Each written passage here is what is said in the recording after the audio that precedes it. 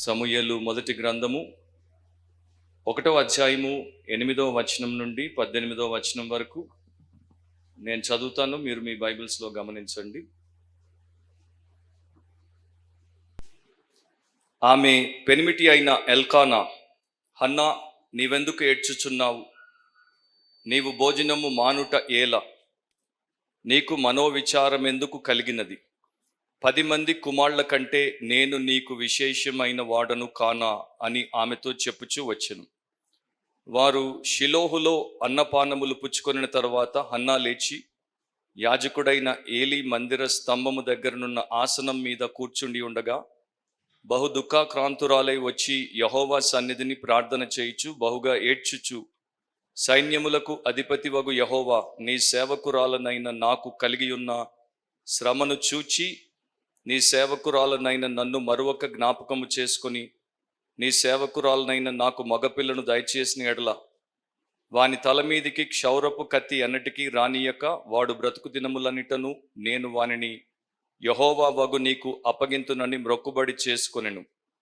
ఆమె యెహోవా సన్నిధిని ప్రార్థన చేయుచుండగా ఏలీ ఆమె నోరు కనిపెట్టుచుండెను. ఏలీ అనగా హన్నా తన మనసులోనే చెప్పుకొనుచుండెను. ఆమె పెదవులు మాత్రము కదులుచుండి ఆమె స్వరము వినబడకయుండెను గనుక ఏలీ ఆమె మత్తురాలై ఉన్నదనుకొని, ఎంతవరకు నీవు మత్తురాలవై ఉందువు? నీవు ద్రాక్షారసము నీ యొద్ద నుండి తీసివేయమని చెప్పగా, హన్నా, అది కాదు నా ఏలినవాడా, నేను మనోదుఃఖము గలదాననై ఉన్నాను. నేను ద్రాక్షారసమునైనను మద్యమునైనను పానము చేయలేదు గాని నా ఆత్మను యెహోవా సన్నిధిని కుమ్మరించుకొనుచున్నాను. నీ సేవకురాలనైన నన్ను పనికి మాలిన దానిగా ఎంచవద్దు.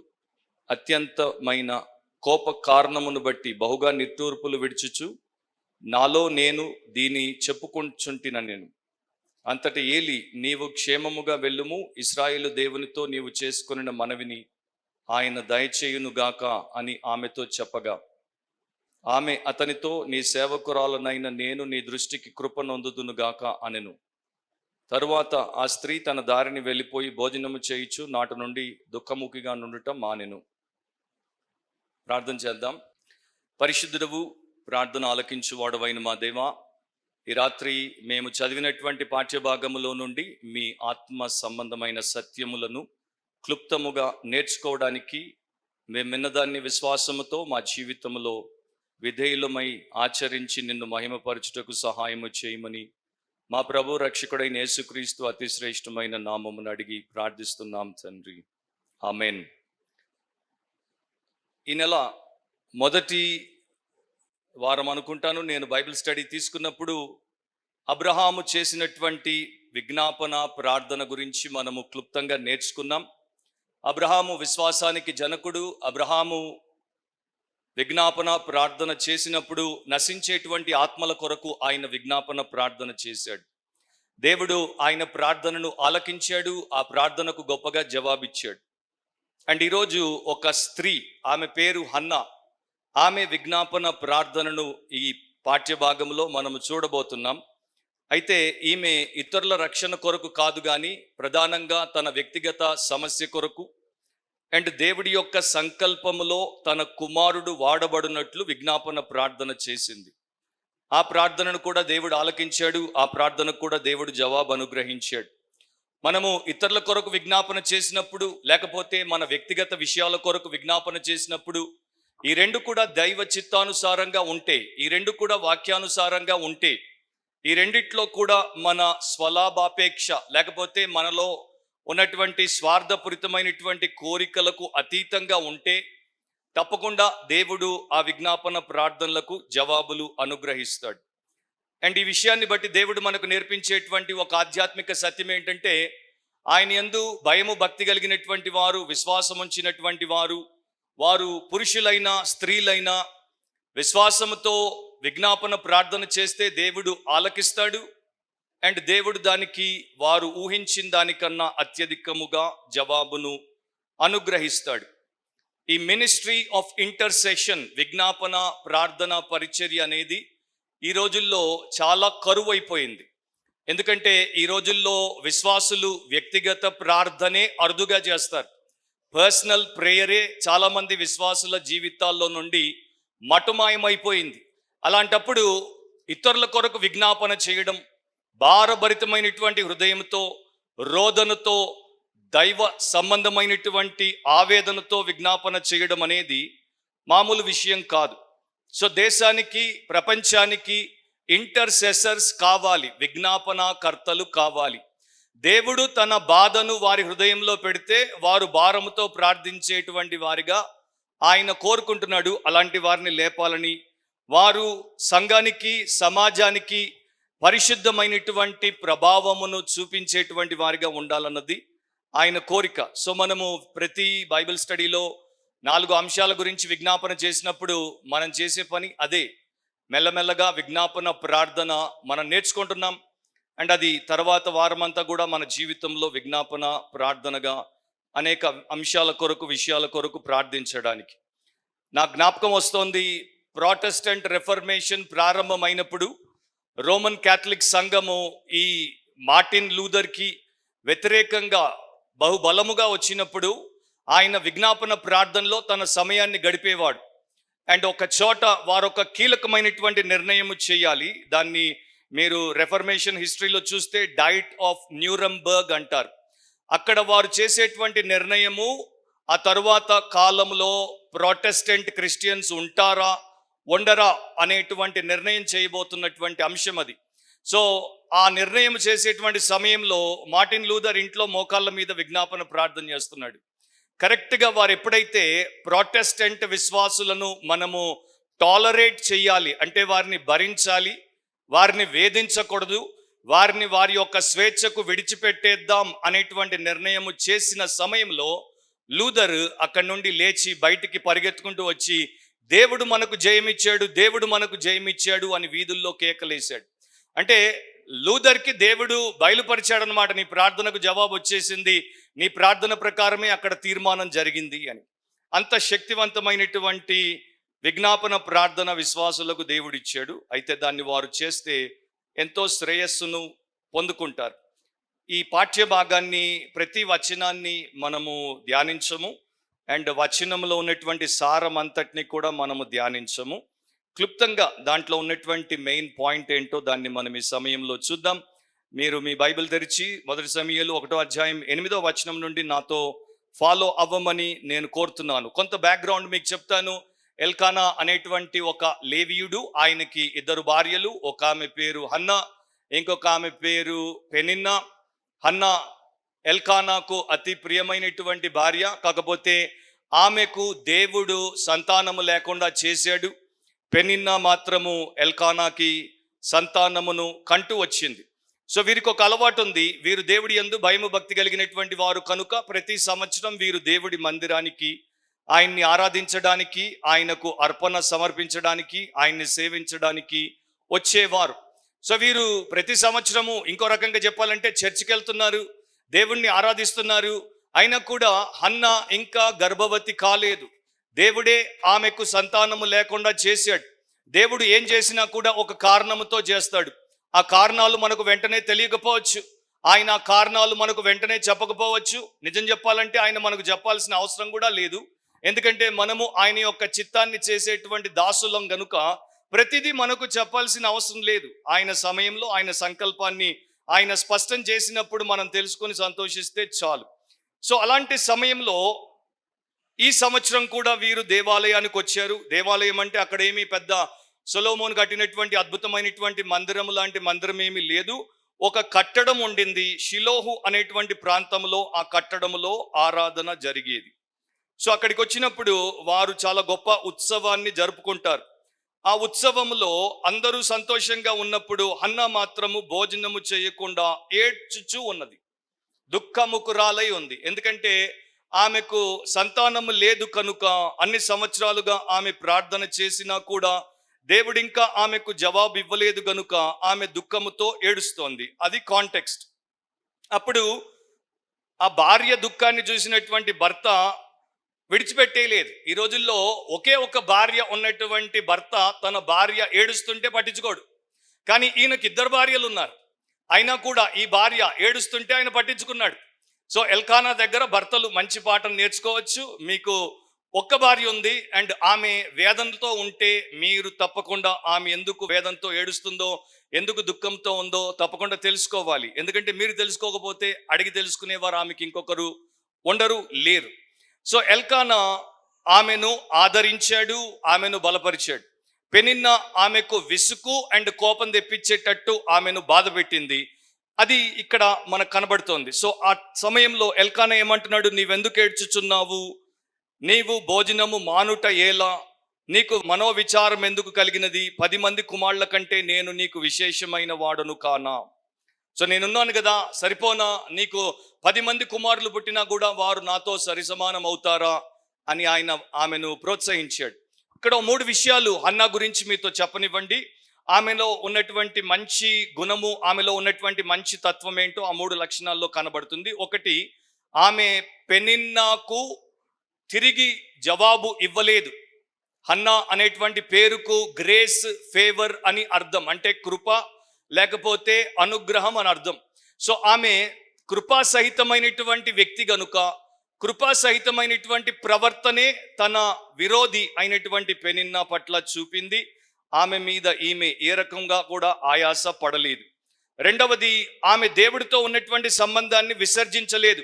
ప్రతి సంవత్సరం వస్తున్నాను, వేడుకుంటున్నాను, అయినా కూడా దేవుడు నాకు వేదన నుండి విడుదల దయచేయలేదు, బిడ్డలనివ్వలేదు, ఈ దేవుడు నాకెందుకు అని దేవుడికి స్వస్తి చెప్పలేదు. ఆమె దేవుడిని ఇంకా ఘనపరిచేటువంటి స్త్రీగానే ఉంది. మూడవది ఏంటంటే, ఆమె ప్రార్థన చేసినప్పుడు ప్రార్థనలో బలహీనం అవ్వలేదు, ఇంకా ప్రార్థనలో బలాఢ్యురాలిగా ప్రార్థన చేసింది. అంతకు మునుపు ఎంత లోతుల్లోనికి ప్రార్థనలో వెళ్ళిందో ఇప్పుడు ఇంకా లోతుల్లోనికి ప్రార్థనలో వెళ్ళింది. అంతకు మునుపు కేవలము ఆమె మనసుతో ప్రార్థన చేస్తూ వచ్చిండొచ్చు, ఇప్పుడైతే ఆమె హృదయాన్నే ప్రార్థనలో కుమ్మరించేసింది. ఆమె ఎక్కడ కూడా గివప్ చేయలేదు, అంటే ఆమె ఓటమిని అంగీకరించలేదు, ఆమె ప్రార్థన విడిచిపెట్టలేదు.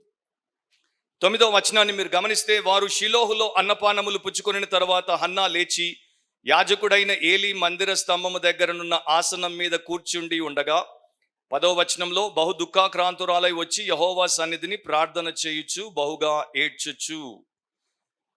ఆమె ప్రార్థనలో తన దుఃఖమంతటిని కూడా దేవుడికి వెల్లడి చేసింది అండ్ దాన్ని వ్యక్తపరిచినప్పుడు ఏడ్చింది. ఒక మనిషి హృదయము దేని చేత నిండి ఉంటుందో దాన్నే నోరు పలుకుతుంది. ఒక మనిషి హృదయము ఏ పరిస్థితుల్లో ఉంటుందో దాన్నే ముఖం బయటికి చూపుతుంది. ఒక మనిషి హృదయంలో విస్తారమైనటువంటి పెను తుఫాను ఉంటే దాన్ని తప్పకుండా కళ్ళలో నుండి ఆ హృదయం బయటికి విడిచిపెడుతుంది, లేకపోతే విడుదల చేస్తుంది. సముద్రంలో తుఫాన్ రేగినప్పుడు పట్టణాల్లో వర్షం పడుతుంది. అట్లాగే గుండెల్లో ఘోష ఎక్కువైనప్పుడు కళ్ళ నిండా ఆ యొక్క కన్నీళ్ళు అనేవి కారిపోతాయి. సో హన్నా దేవుడి సన్నిధిలో ఏడుస్తోంది. ఎందుకంటే భర్త అన్నాడు, ఎందుకు ఏడుస్తున్నావు, పెనిన్నా నవ్వుతోంది ఈమె ఏడుస్తుంటే. సో అటు ఈమె ఏడుపు భర్తకి బాధ కలిగిస్తోంది, ఈమె ఏడుపు పెనిన్నాకు అర్థం కాదు, ఈమె ఏడుపు ఏ మనిషి కూడా మరి ఇష్టపడేటువంటి అంశం కాదు. అందుకనే దేవుడి సన్నిధిలో ఏడ్చింది. The best thing for any believer to do is to weep in the sight of God, weep in the presence of God. దేవుడి సన్నిధిలో నీవు నీ గుండె గోజంతటిని కూడా కన్నీటి ద్వారా పెట్టేస్తే నీకు ఎంతో క్షేమం అండ్ నీకెంతో మరి ఉపశమనం అనేది కలుగుతుంది. ఏలి అనేటువంటి వ్యక్తి అక్కడ యాజకుడుగా ఉన్నాడు. ఆయన వృద్ధుడు అయినప్పటికీ కూడా ఆయన అక్కడికి వచ్చి ఆ దేవాలయంలో తన ఆసనం దగ్గర కూర్చున్నాడు. ఈమె ఏలిని పట్టించుకోలేదు, ఈమె ఏలి దగ్గరికి వెళ్ళలేదు ప్రార్థన చేయండి అయ్యగారు అని. ఈ రోజుల్లో చాలా మంది దేవుడి దగ్గరికి వెళ్ళరు ప్రార్థన చేయడానికి, లేకపోతే వారి యొక్క అంశములను చెప్పుకోవడానికి. చాలా మంది పాస్టర్ల దగ్గరికి వస్తారు. ఇప్పుడు ఆ పాస్టర్ల దగ్గరికి కూడా రానవసరం లేదు, ప్రేయర్ టవర్లు వచ్చాయి. మీరు ఒక్క SMS కొడితే చాలు, మీరు ఒక్క వాట్సాప్ పంపితే చాలు, మీరు ఒక్క ఈమెయిల్ ఇస్తే చాలు, దాంతో ఒక కానుక జోడిస్తే సరిపోయా, మీరు హాయిగా నిద్రపోవచ్చు, వారు కూడా తిని హాయిగా నిద్రపోతారు. అది బిబ్లికల్ ఇంటర్సెసరీ లైఫ్ స్టైల్ కాదు. సో హన్నాను దేవుడు చూపిస్తున్నాడు, ఎందుకంటే ఆమె ఏలి ఉన్నా కూడా ఏలి దగ్గరికి పోకుండా యెహోవా దగ్గరికి వెళ్ళింది అండ్ ఆయనకి అక్కడ ప్రార్థన చేస్తోంది. 11వ వచనాన్ని మీరు గమనించినట్లయితే, సైన్యములకు అధిపతి వగు యెహోవా అని దేవుడిని ఉద్దేశించి ఆమె ప్రార్థన ప్రారంభించింది. మొట్టమొదటిసారి 1 సమూయేలు 1వ అధ్యాయం 3వ వచనంలో సైన్యములకు అధిపతి వగు యెహోవా అనేటువంటి ఆ నామము వినియోగించబడుటను మనం చూస్తాం. ద లార్డ్ ఆఫ్ హోస్ట్స్ అని, లేకపోతే యాహ్వే సబావుత్ అనేటువంటి పదాలు ఇక్కడ వాడబడ్డాయి. ఆయన ఎంతో ఘనుడు, ఆయన సైన్యములకు అధిపతి, ఆయనే సర్వ సామర్థ్యము కలిగినటువంటి దేవాది దేవుడు గనుక ఆయన దగ్గరికి వెళ్ళి ఆమె ప్రార్థన చేస్తోంది. ప్రతి సంవత్సరము చేసినట్టు కాకుండా ఇంకా తీవ్రమైనటువంటి రీతిలో ఆమె ప్రార్థన చేస్తోంది. అండ్ ఆమెకు తెలుసు దేవుడే ఆమెకు సంతానము లేకుండా చేసినట్టు. మీరు తర్వాత ఆ ముందు భాగంలో చదువుకోండి, 5వ వచనంలో 6వ వచనంలో యెహోవా ఆమెకు సంతు లేకుండా చేసి ఉన్న హేతువును బట్టి అని రాయబడి ఉంటుంది. సో ఎవరైనా సరే దేవుడు నాకు ఇది చెయ్యలేదు అని తెలిసిన తర్వాత ఇంత సీరియస్గా ప్రేయర్ చేస్తారా? మీరు అడిగిన దాన్ని దేవుడు మీకు ఇవ్వట్లేదు అన్నప్పుడు మీ ప్రార్థనలో మీరు పట్టు సడలిస్తారా, లేకపోతే ఇంకా పట్టు బిగిస్తారా? హన్నా దగ్గర మనం నేర్చుకోవాల్సింది ఏంటంటే ఆమె ఇంకా పట్టు బిగించింది. ఆమె పట్టుదల కలిగినటువంటి వ్యక్తి. ఆమె ప్రార్థనలో మనకొక మంచి మాదిరికరమైనటువంటి వ్యక్తి. సో దేవుడు ఆమె గర్భాన్ని మూసాడు కనుక దేవుడే గర్భాన్ని తెరవాలని దేవుడికి మొరపెట్టింది. యాకోబులో 5వ అధ్యాయం 13వ వచనంలో ఒక మాట రాయబడి ఉంది. ఇది అన్ని పరిస్థితులకు కూడా ఉపయోగపడేటువంటి వచనము. జేమ్స్ 5:13, మీలో ఎవరికైనాను శ్రమ సంభవించినా అతడు ప్రార్థన చేయవలెను. సో దేవుడు చెప్తున్నాడు చాలా సింపుల్గా, మీకు ఎవరికైనా శ్రమ వచ్చిందా, ప్రాబ్లం ఉందా, ఇష్యూ ఉందా, అయితే మీరు ప్రార్థన చేయండి. ప్రార్థన చేయకుండా దాన్ని సాల్వ్ చేసుకునేటువంటి ఆలోచనలు చేయొద్దు. సింపుల్గా మీరు ప్రార్థన చేస్తే, విజ్ఞాపన చేస్తే ఆ సమస్యలకు సమాధానమును దేవుడు ఎలా ఇవ్వాలో అలా ఇస్తాడు. అండ్ మీకు తప్పకుండా సహాయము చేస్తాడు. ఈమె ఇక్కడ కూర్చొని సనుగట్లేదు, గొనగట్లేదు, ఫిర్యాదులు చేయట్లేదు, లేకపోతే మరో రకంగా తన సమయాన్ని వృధా చేయట్లేదు. కానీ ఆమె దేవుడి సన్నిధిలోనికి వచ్చి విజ్ఞాపన ప్రార్థన చేస్తోంది. కొన్నేళ్ల క్రితము అమెరికా దేశంలో ఒక సర్వే చేశారు. అమెరికాలో చాలా సర్వేలు చేస్తుంటారు క్రిస్టియానిటీకి సంబంధించి. సో వారు చేసినటువంటి సర్వేలో ఒక ప్రశ్న ఏంటంటే, మీరు ప్రతిరోజు ప్రార్థన చేస్తారా? అమెరికన్ క్రిస్టియన్స్ నా ప్రశ్న అడిగారు. సో 57% మంది మేము ప్రతిరోజు ప్రార్థన చేస్తాము అని చెప్పారు. దాన్ని పైనుండి చదివినప్పుడు చాలామంది అనుకున్నారు అమెరికాలో 57% మంది ప్రతిరోజు ప్రార్థన చేస్తారు.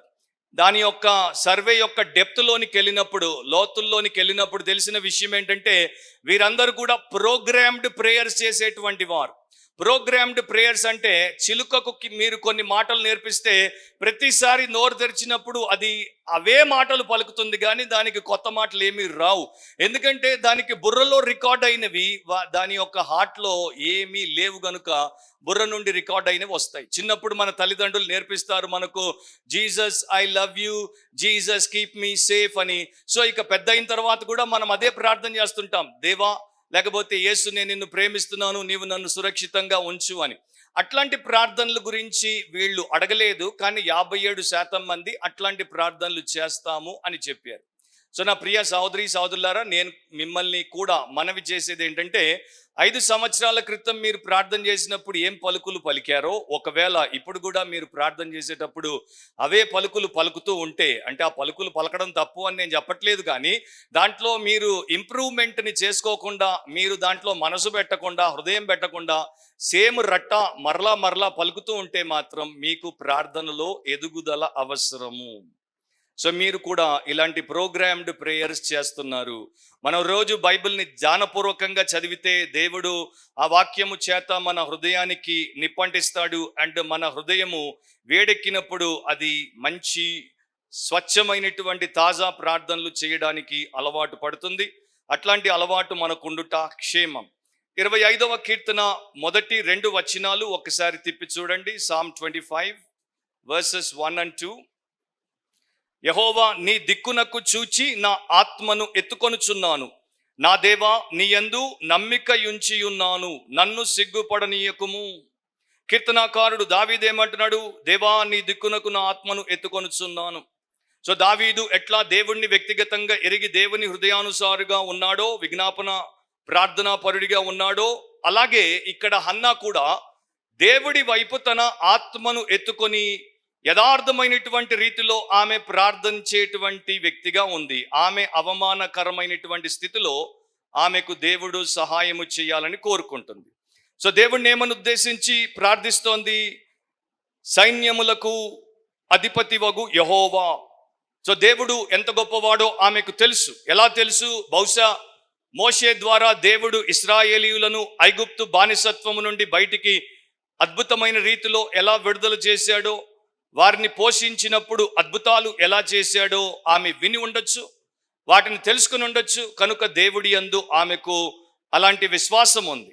సో దేవుడిని సైన్యములకు అధిపతియగు యెహోవా అని చెప్పిన తర్వాత తన గురించి ఏమని మాట్లాడుతుందో గమనించండి. నీ సేవకురాలనైన నాకు.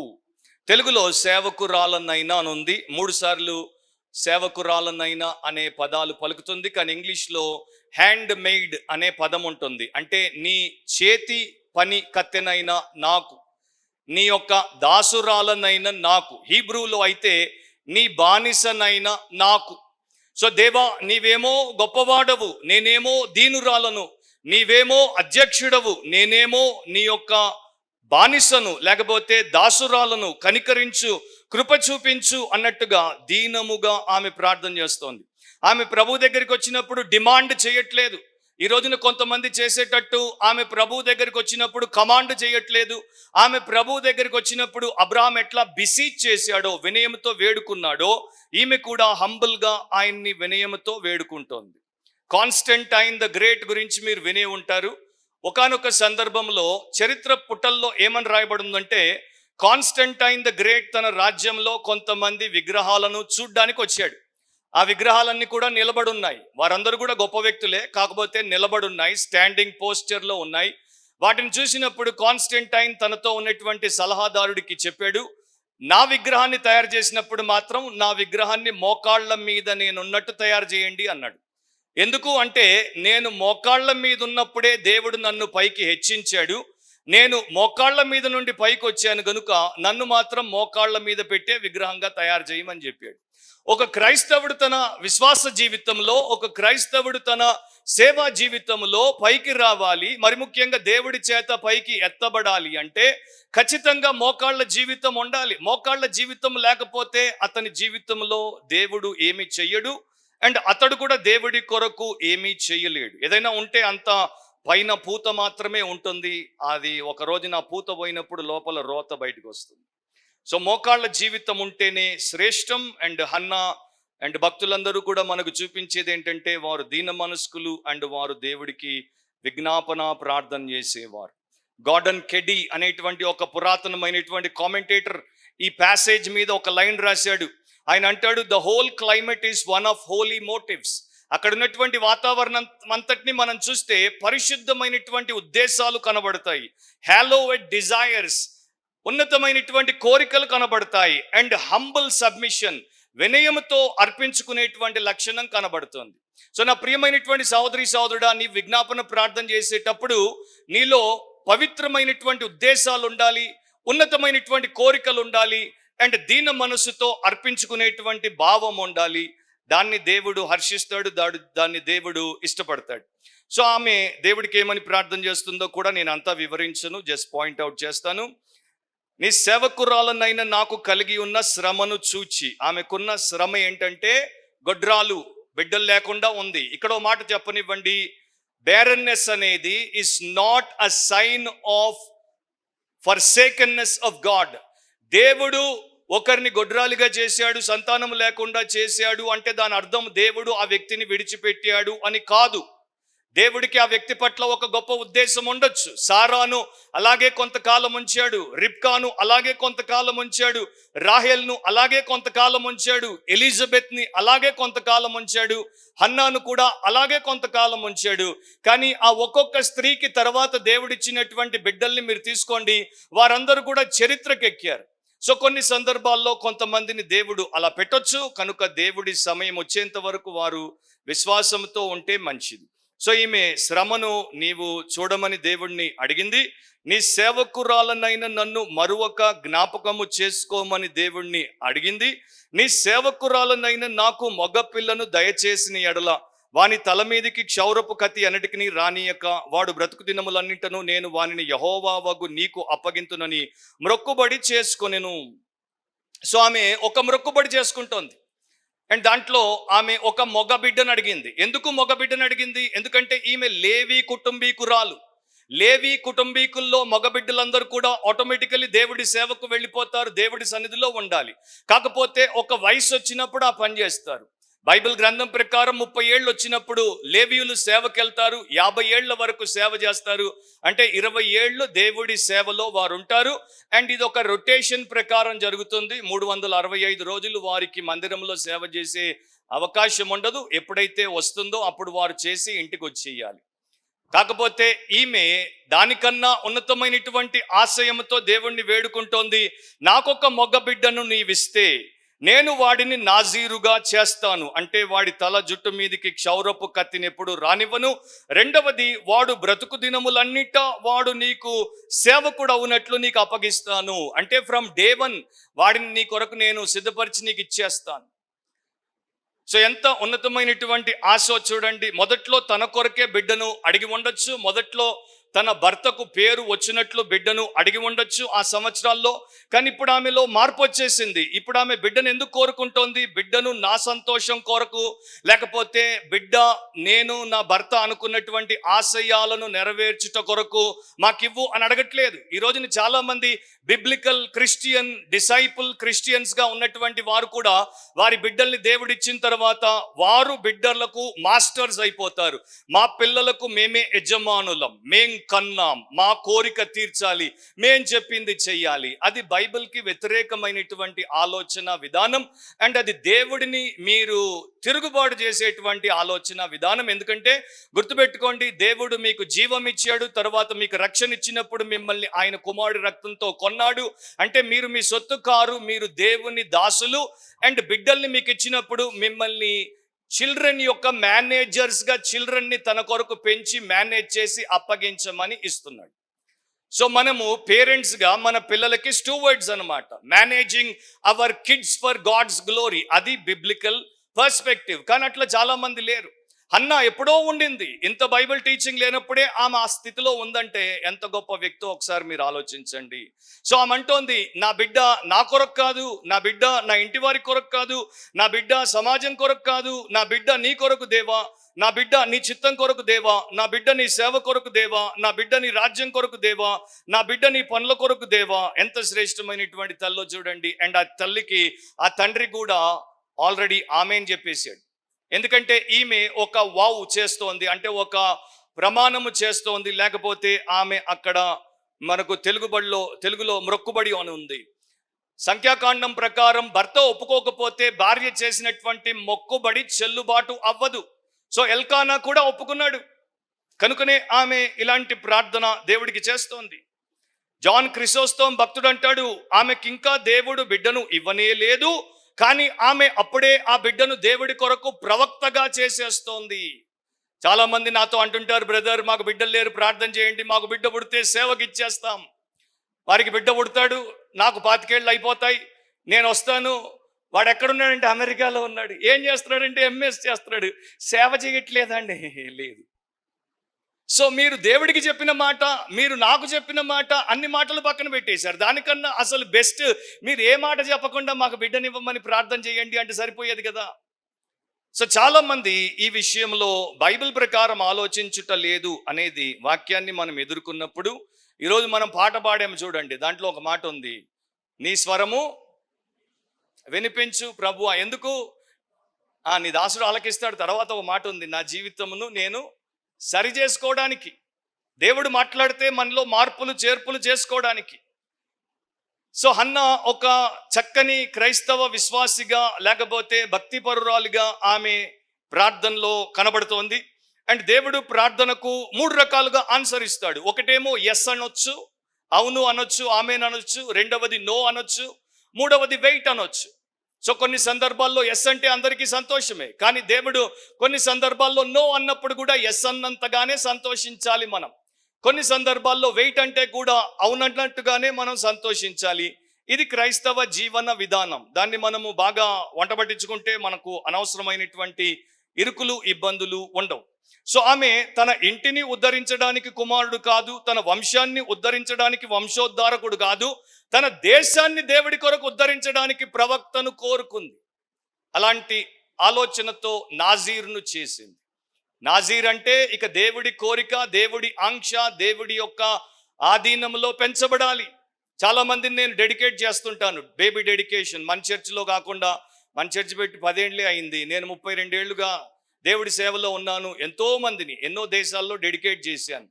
డెడికేట్ చేసేటప్పుడు వారికి ఉన్నటువంటి మైండ్ సెట్ ఆ తర్వాత వారిలో నాకు కనబడదు. ఇది ఒక పెద్ద బాధ. అండ్ సమ్ టైమ్స్ నేను దేవుడికి ప్రార్థనలో కూడా అన్నాను, నేను బేబీ డెడికేషన్ చెయ్యాలా, చెయ్యకుండా ఉంటే నువ్వు ఒప్పుకోవా? దేవుడు అంటాడు, రేపు ఎవడెట్లా ఉంటాడో నీకేం తెలుసు, నాకు తెలుసు కానీ నీకేం తెలుసు, నువ్వైతే బేబీ డెడికేషన్ చేసే, by faith you dedicate the babies, I will take care of them. So ఒక పాస్టర్గా తప్పదు నాకు బేబీ డెడికేషన్లు. నాకు అనిపిస్తుంది బేబీ డెడికేషన్ పాపం వాడికి ఏమీ తెలియదు, నాకు పేరెంట్స్ని డెడికేట్ చేయాలనిపిస్తుంటుంది. కరెక్టే కదా, పేరెంట్స్ని డెడికేట్ చేస్తే వాళ్ళు వారి బేబీస్ని కరెక్ట్గా పెంచేటువంటి పరిస్థితుల్లో ఉంటారు. సో హన్నా అలాంటి సమస్య లేకుండా చక్కగా తన బిడ్డను దేవుడికి ఇచ్చేసింది. ఆమె ప్రార్థన మీరు గమనించండి. ఏలీ ఆమె ప్రార్థనని చూశాడు. 11వ వచనంలో చివర్లోనే యెహోవా సన్నిధిని ప్రార్థన చేయుచుండగా ఏలీ ఆమె నోరు కనిపెట్టుచుండెను. ఏలే అనగా హన్నా తన మనసులోనే చెప్పుకొనుచుండెను, ఆమె పెదవులు మాత్రము కదులుచుండి ఆమె స్వరం వినబడక ఉండెను గనుక ఏలీ ఆమె మత్తురాలై ఉన్నదనుకొని. 14వ వచనం కూడా చదివేస్తున్నాను. ఎంతవరకు నీవు మత్తురాలవై ఉందువు, నీవు ద్రాక్షారసము నీ యొద్ద నుండి తీసివేయమని చెప్పగా. ఆ రోజుల్లో వీరికి ఇదొక ఫీస్ట్ అన్నమాట, ఇయర్లీ యాన్యువల్ ఫీస్ట్. సంవత్సరం అక్కడ ఒక ఉత్సవం, విందు. దాంట్లో మంచి భోజనం ఉంటుంది అండ్ ద్రాక్షారసం ఉంటుంది. సో హన్నా అక్కడ ద్రాక్షారసాన్ని తీసుకుంటే అదేమి తప్పు కాదు. మిగతా వారందరూ తాగారు, ఈమె కొంచెం తిన్నది, కొంచెం తాగింది, భర్త మాటను కాదనకుండా. తర్వాత వచ్చేసింది, ప్రార్థన చేస్తోంది. కాకపోతే ఏలీ అనుకున్నాడు, ఏలీ పొరబడ్డాడు, ఈమె బాగా తాగొచ్చేసింది, ఈమెకు మాట కూడా రావట్లేదు, ఈమె మత్తురాలై ఉంది, తూలుతోంది, దేవుడి మందిరంలో ఇదేం పరిస్థితి అని ఆయన ఆమెను సరిదిద్దబోయాడు. నా కొంతమంది అతి ఆత్మీయులుగా ఉన్నప్పుడు ఇలాంటి పరిస్థితులు ఎదురవుతాయి. మీకు ఇంకొక సంగతి కూడా జ్ఞాపకం చేస్తాను. అపోస్తలుల కార్యములు 2వ అధ్యాయము 11 తెలుగు బైబిల్లో 13వ వచనం. Acts of the అపాసల్స్ 2:13. కొందరైతే వీరు క్రొత్త మద్యముతో నిండి ఉన్నారని అపహాస్యము చేసిరి. పెంతెకొస్తు దినాన్న పరిశుద్ధాత్మతో నింపబడినటువంటి 120 మంది ఆ యెరూషలేములో నిలబడి దేవుడిని గంభీరముగా స్తుతించి మహిమపరుస్తుంటే కొంతమంది ఏమనుకున్నారు, వీరప్పుడే ఉదయమే వైన్ తాగి ఉన్నారు అని వారిని అపహాస్యం చేశారు, అపార్థం చేసుకున్నారు, అపహాస్యం చేశారు. సో ఆ రోజున అపోస్తలులను వారు ఎలా అపార్థం చేసుకున్నారో ఏలీ కూడా హన్నా మత్తురాలై ఉందని అపార్థం చేసుకున్నాడు. దానికి హన్నా ఏమంటుంది 15వ వచనంలో, అది కాదు నా ఏలినవాడా, నేను మనోదుఖము గలదాన్నై ఉన్నాను, నేను ద్రాక్షారసమునైనను మద్యమునైనను పానము చేయలేదు గాని నా ఆత్మను యెహోవా సన్నిధిని కుమ్మరించుకొనుచున్నాను. ఆమె ఎంత దీనురాలో ఆమె యొక్క వర్డింగ్లో చూడండి. అంటే ఆ యొక్క సేవకుడిని ఏమంటోంది, నా ఏలినవాడా, ఓ మై మాస్టర్. దేవుడినే గౌరవించుట కాదు, దేవుడి సేవకుడిని కూడా ఈ వ్యక్తి గౌరవిస్తున్నట్టుగా మనము చూస్తాం.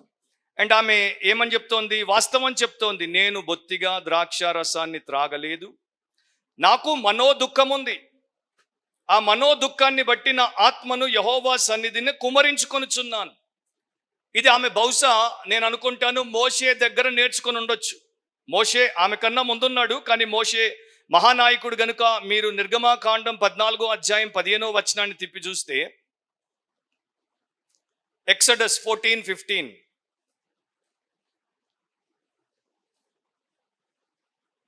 అంతలో యెహోవా మోషేతో నీవేళ నాకు మొర్ర పెట్టుచున్నావు అంటాడు. మొర్ర పెట్టుట అంటే వై డు యూ క్రై అంటు మీ, నీవెందుకు నా ఎదుట ఏడుస్తున్నావు అంటున్నాడు దేవుడు. సో మోషే దేవుడి ముందు ఏడ్చేవాడు కనుక హన్నాకు దేవుడి ఎదుట ఏడ్చుట మంచి లక్షణం అని తెలుసు. అందుకనే హృదయముతో ఆమె ఏడుస్తోంది. ఆమె కన్నులు మద్యము తాగి ఎర్రగా మారలేదు, ఆమె కన్నులు హృదయంలో ఉన్నటువంటి మనోవేదన చేత ఏడ్చి ఏడ్చి ఎర్రబారాయి. సో ఆమె దాన్ని బట్టి తన యొక్క సంజాయిషి ఇచ్చుకోవట్లేదు కానీ వాస్తవాన్ని చెప్తోంది. అండ్ ఈ యొక్క సన్నిధి గురించి అంటే ఈ సంగతి గురించి ఇంకా కొన్ని వచనాలు ఉన్నాయి, కానీ నా టైంని బట్టి నేను ముగిద్దాం అనుకున్నాను.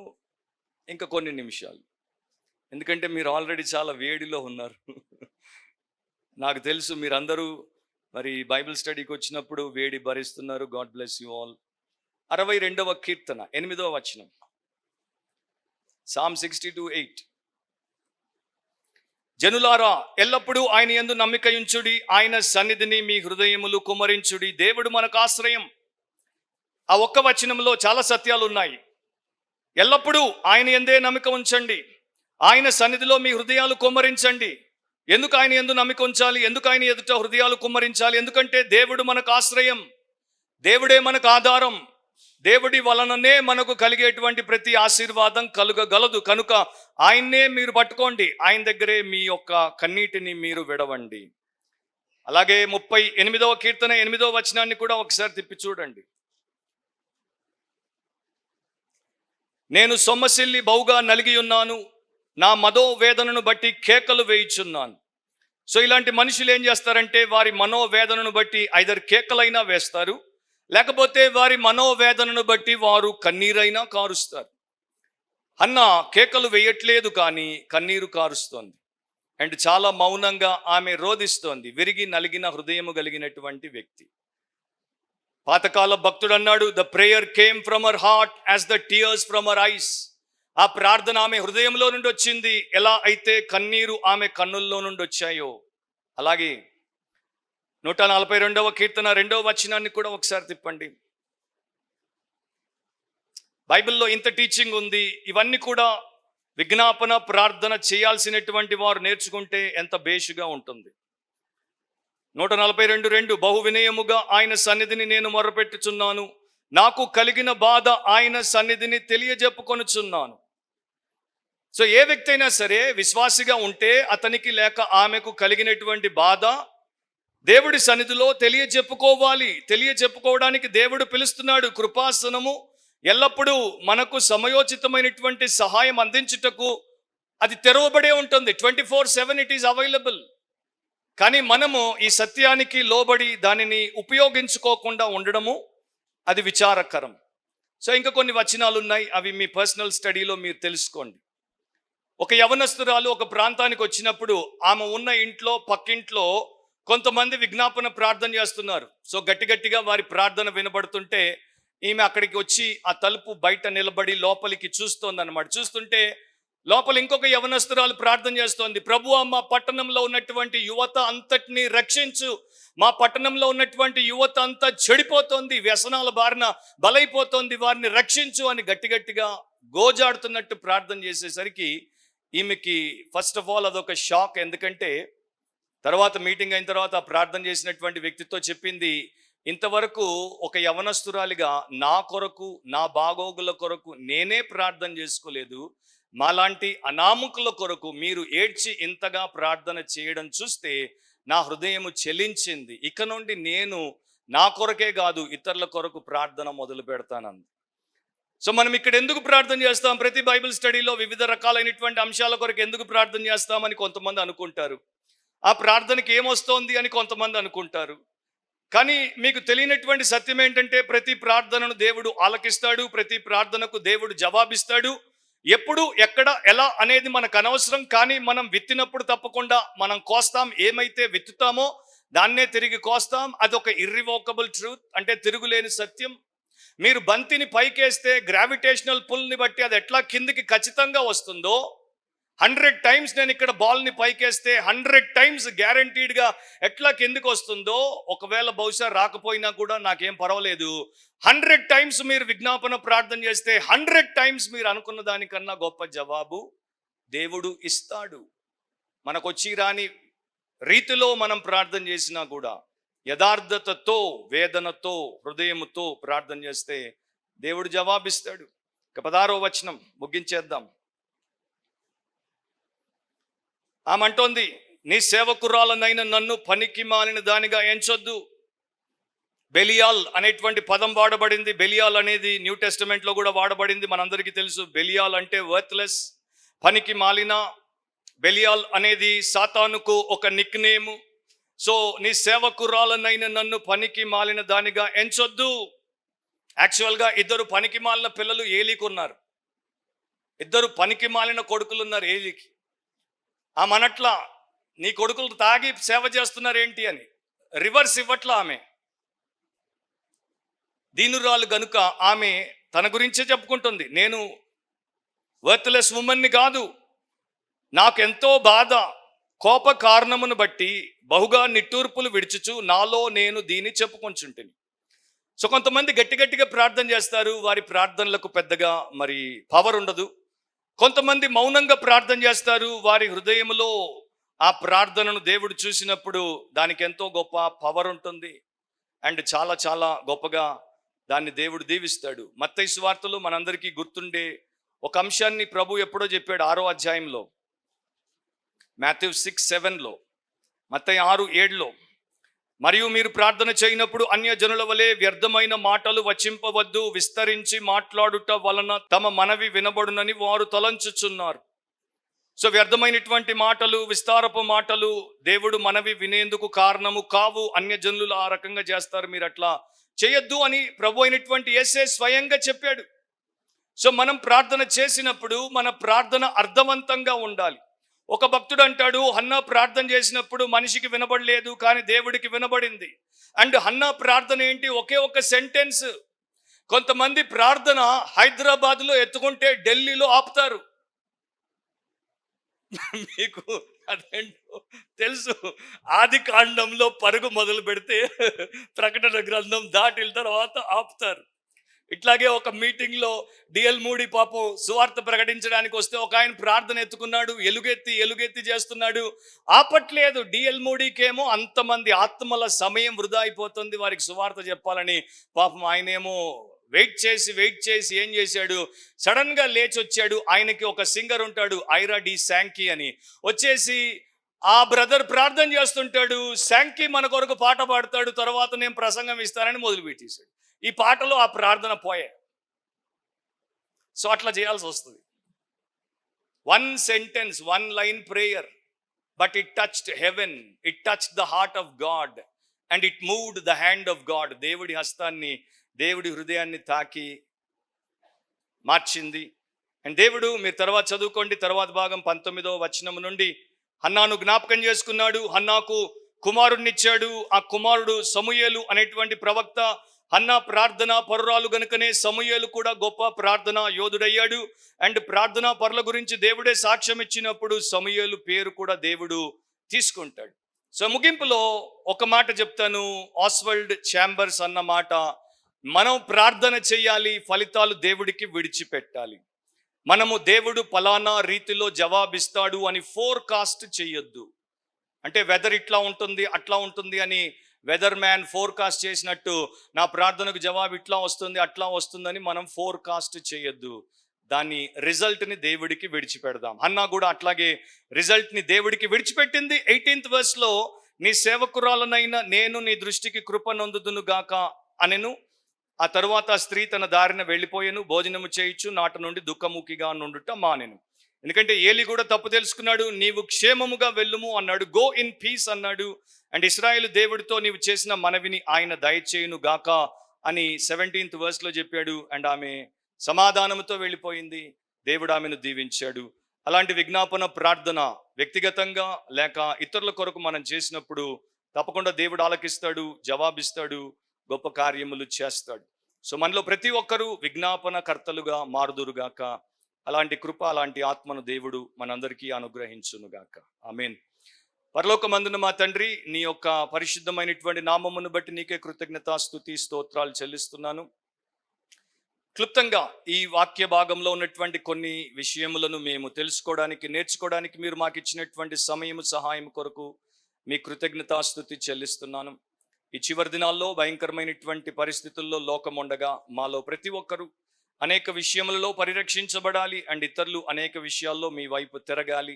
కనుక మేము ప్రతినిత్యము విజ్ఞాపన ప్రార్థన చేయువారముగా, అబ్రహాములాగా, హన్నాలాగా, మోషేలాగా అండ్ పౌలులాగా, యేసులాగా ప్రార్థించే వారముగా నీ వాక్య సత్యములను మాకు ఆత్మ ద్వారా నేర్పు. ఆ ప్రకారం మమ్ము నడుపుమని యేసు పరిశుద్ధ నామమును అడిగి ప్రార్థిస్తున్నాం తండ్రి. ఆమేన్. మన ప్రభు అయిన యేసుక్రీస్తు యొక్క కృప, తండ్రి అయిన దేవుని ప్రేమ, పరిశుద్ధాత్మ అన్యోన్య నిత్య సహవాసం ప్రార్థించు ప్రతి ఒక్కరికి, సంఘానికి ఇప్పుడు ఎల్లప్పుడూ సదాకాలము తోడై ఉండును గాక. ఆమేన్.